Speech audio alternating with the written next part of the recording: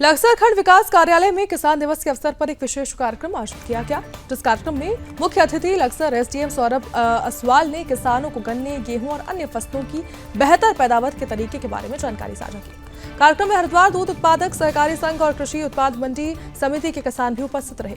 SDM ने किसानों को ये समझाया कि कैसे वे अपने फसलों की उत्पादकता जो है उसको बढ़ाकर अपनी आय में वृद्धि कर सकते हैं। उन्होंने कहा कि सरकार द्वारा किसानों के लिए कई योजनाएं चलाई जा रही, जिनका लाभ उठाकर वे अपनी आर्थिक स्थिति सुधार सकते हैं।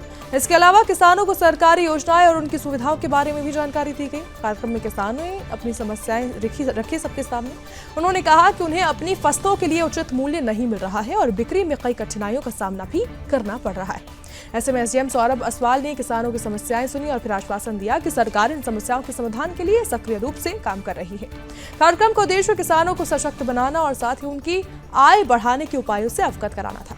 इस पहल से लक्सर और आसपास के क्षेत्र में किसान अपने उत्पादकता और आर्थिक स्थिति में सुधार की दिशा में प्रेरित हुए।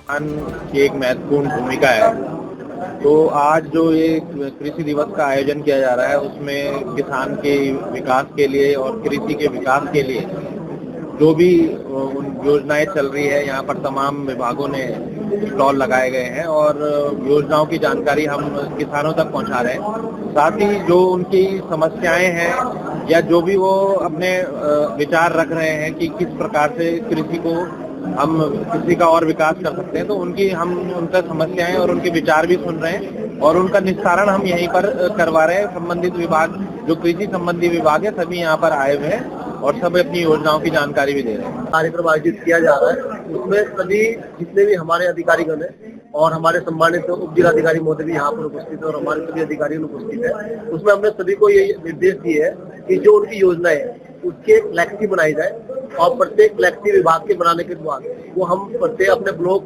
परिसर में लगाएंगे, जिससे उन योजना का लाभ किसान भाइयों को दे सकते हैं। ये आज हमने दिया है और सभी योजनाओं का लाभ हम किसान भाइयों को देंगे। और सबसे पहले हमारे पत्रकार बंधुओं का भी दिल से बहुत बहुत स्वागत है, जो हमारी योजनाओं को पहुंचाने का काम आप किसानों को करते हैं।